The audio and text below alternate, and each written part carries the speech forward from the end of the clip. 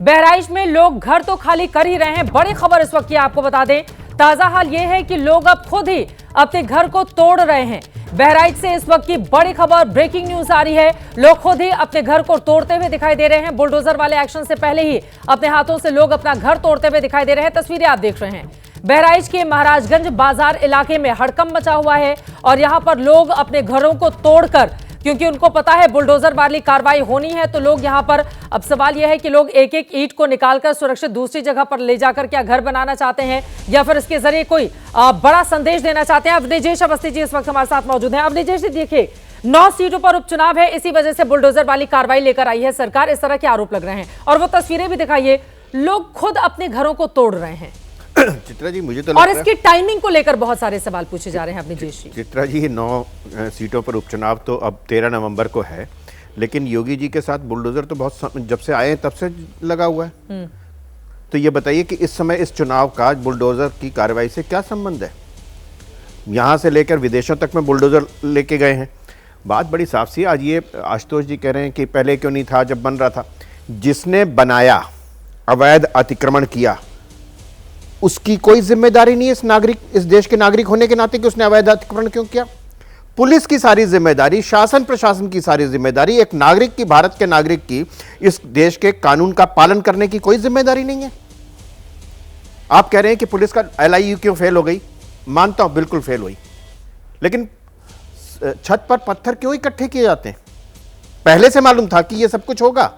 वहां पे अभी कहते हैं कि प्रोवोकेशन हो रहा था, ये हो रहा था, पहले से मालूम था कि प्रोवोकेशन होगा। और सिर्फ बहराइच में नहीं हुआ चित्रा जी। ये आप ये बताइए, देश के प्रदेश के किस शहर में नहीं हुआ? अभी गणपति उत्सव पर लगातार हुआ, रामनवमी पर हुआ, हनुमान जयंती पर होता है, दुर्गा मूर्ति विसर्जन में होता है। फेल्योर भी तो है। नहीं, मैं तो मान रहा हूं ये बात। ताकत का इस्तेमाल पहले से क्यों नहीं करते हैं ताकि शांति व्यवस्था बनी रहे? अरे मैं कह रहा हूं, और बाद में हो जाने पर लाल निशान लगाकर फिर बुलडोजर वाली कार्रवाई शुरू कर दो। आप वो तस्वीरें दिखाइए। नहीं अवनीजेश जी, मेरा ये सवाल है, देखिए ये जो तस्वीरें सामने आई हैं, आपको पता है वो व्यक्ति खुद को, जितना मैं समझ पा रही हूँ और मैं उसी हिस्से से आती हूँ, इसलिए शायद मैं ज्यादा बेहतर बता पाने की स्थिति में हूँ, ताकि वो एक एक ईंट, क्योंकि बुलडोजर की कार्रवाई चलेगी तो सारी ईंट सब कुछ खत्म हो जाएगा, कम से कम वो खड़ा ईंट ले जाकर दूसरी जगह कोई घर बना सके। जहां तक मुझे लग रहा है, तस्वीरों को देखकर हमारे संवाददाता और बता पाएंगे भाई ये स्थिति पैदा हो गई है। चित्रा जी, ये संवेदना दिखाई दे रही, लेकिन जब उसने अतिक्रमण किया था सरकारी जमीन पर, तब उसने किससे पूछा था?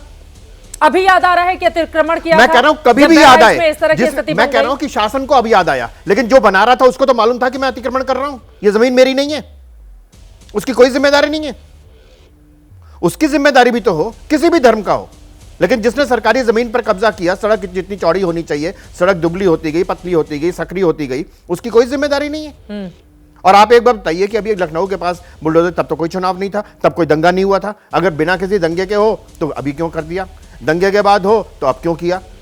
बात बड़ी सीधी सी है। अगर इस देश का नागरिक कानून का पालन नहीं करेगा, आप कह रहे हैं खुद तोड़ रहे हैं, ये तो है, हो रहा है उत्तर प्रदेश में। खुद तख्ती टांग के भी आ रहे हैं कि मारना मत, हम सरेंडर कर रहे हैं, खुद अपने आप आ रहे हैं ना। तो कानून का ये डर होना चाहिए, कानून का ये डर है, इस वजह से लोग अपने घरों को तोड़ रहे हैं, आप ये कह रहे हैं। ठीक है, वारिस पठान जी वो कह रहे हैं कि कानून का डर है, तब इस तरह की स्थिति वहां पर बनी हुई है। आप लोग जबरदस्ती इसको हिंदू मुसलमान का रंग क्यों दे रहे हैं? हिंदुओं के घर भी तोड़े जा रहे हैं, ये बोल रहे हैं हिंदुओं के घर भी तो तोड़े जा रहे हैं। देखिए चित्रा जी, सबसे पहले तो आपको नई पारी शुरू करने के लिए, नए चैनल पे नया शो महादंगल शुरू करने के लिए बहुत बहुत मुबारकबादी पेश करता हूँ। All the very best. Thank you. अब बात नंबर तो ये है, बहराइच पे जो हो रहा है, देखिए देश संविधान से चलेगा, कायदे कानून से चलेगा, रूल ऑफ लॉ से चलेगा। ये योगी की ठोक डालूंगा वाली पॉलिसी या ये बुलडोजर की इलीगल अनकॉन्स्टिट्यूशनल पॉलिटिक्स से नहीं चलेगा। पहली बात तो ये है। अब बात नंबर 2, इनको अभी पता चला कि ये जो घर जहाँ पे वो लोग रहते थे वो इलीगल अतिक्रमण है। मैंने नोटिस देखा, DM ने कहा पुलिस इजाजत नहीं ली, उनके बाजू में ही एक हमारे हिंदू भाई का घर है। अब देखते हैं उस घर का क्या होता है। अब ये जो किया है पुलिस ने, सबसे पहले तो इनकी नाकामी थी। पुलिस प्रशासन क्या कर रहा था? जब कोई किसी के घर पे चढ़ गया, झंडा लहरा रहा था, देखो जिसको मारा मिश्रा जी को, राम गोपाल को, मेरे पूरी तरह से मैं कंडेम करता हूं उस बात का। किसी को गोली मारने का अधिकार नहीं है, किसी की जान लेने का अधिकार नहीं है। कायदा, कोर्ट कचहरी, कानून है, उसको सजा देगा, हम वो भी कंडेम करते हैं। साथ ही साथ पुलिस जो एम लगा के मार रही है एनकाउंटर के नाम पे, पैरों के ऊपर गोली बराबर, राइट पे एक को लेफ्ट पे को, तो ये भी हमको समझ में आता है सब क्या हो रहा है। ये तो उसकी बहन जो थी सरफराज की रुखसार, उसने तो खुले तौर से बोल दिया था कि मेरे भाई को और मेरे जो ये फादर है अब्दुल हमीद, उनको पुलिस उठा के ले गई है 4:30 बजे से, और कोई पता ठिकाना कहीं है नहीं, कहाँ ले गए कुछ हमको पता नहीं है। और अचानक ये पता चला कि ये हो गया। उन्होंने प्रधानमंत्री मोदी जी से गुहार लगाई थी, योगी आदित्यनाथ जी से गुहार लगाई कि भाई आप इस पे संज्ञान ले इस बात का, ताकि मेरे पति मेरे भाई हमारी जान सबकी बच जाए। अब बात नंबर ये देखना है कि बुलडोजर, सुप्रीम कोर्ट ने यहां तक कहा है कि अगर एक इंसान कन्विक्ट है ना, कन्विक्ट, तब भी आप उसके घर को बुलडोजर से नहीं तोड़ सकते। क्यों? कि अगर एक इंसान ने कुछ किया है गुनाह, तो उसकी गुनाह की सजा आप उसके पूरे परिवार वालों को नहीं दे सकते। अब बात इंपॉर्टेंट तीसरी ये भी है, अब जो वहां पर दंगाई थे, हमने देखा बहराइच के अंदर, आप हमने देखा डंडे झंडे सब लेके चले गए।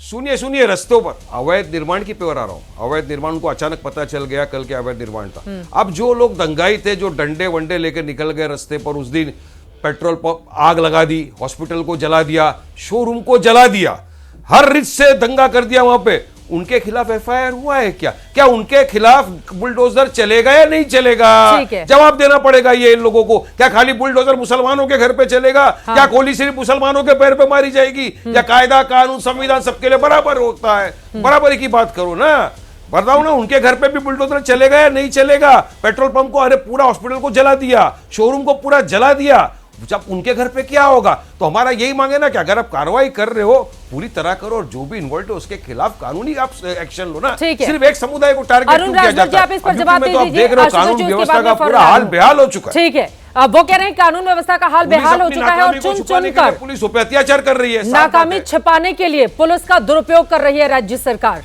आप सरकार में हैं, अरुण राजभर जी, जवाब दीजिए। पहले चित्रा जी, आपको महादंगल को शुरुआत करने की बहुत बहुत शुभकामनाएं। भारतीय समाज पार्टी की तरफ से आपको बधाई कि आपने एक साहसिक फैसला आप नए चैनल पर किया, नया शो लेकर किया है। जिस तरीके से आज के बहस में हम लोग चर्चा करने के लिए आए कि बुलडोजर नीति, देखिए बुलडोजर नीति 2017 से चल रही है, और चुनाव को देखते हुए बुलडोजर नीति नहीं चलाई जा रही है कि चुनाव आ गया तो बुलडोजर चल रहा, और सिर्फ एक जाति पर नहीं चलाई जा रही है। वो जो भी अपराधी उस प्रवृत्ति में लिप्त हो रहा है, जो भी अपराध कर रहा है, प्रशासन उसको उसी तरह से जवाब दे रही है। विपक्ष का एक विपक्ष यह चाहता है कि अगर पुलिस पर कोई हमला करे तो हमलावरों पर फूल की वर्षा कराएगी। पुलिस फूल वर्षा नहीं कराएगी, उसको उसी के इशारे पर जैसा वो कार्रवाई करना वैसा उसको जवाब मिलना। अगर पुलिस उत्तर प्रदेश में कानून राज स्थापित करने के लिए काम कर रही है, तो फिर समाजवादी पार्टी अन्य दलों को इतनी बेचैनी क्यों हो रही है? बेचैनी इस बात की है कि जो काम माननीय योगी आदित्यनाथ जी कर रहे हैं, जो काम माननीय ओम प्रकाश राजभर जी कर रहे हैं, वह काम समाजवादी पार्टी और कांग्रेस सरकारों ने नहीं किया।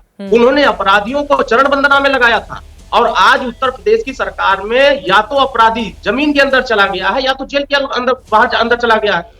आज अपराधी साहस नहीं जुटा पा रहा है अपराध करने के लिए। अगर कोई दंगाई गुंडागर्दी कर रहा है तो पुलिस प्रशासन और उत्तर प्रदेश सरकार उसके साथ उसी तरीके से व्यवहार कर रहे हैं।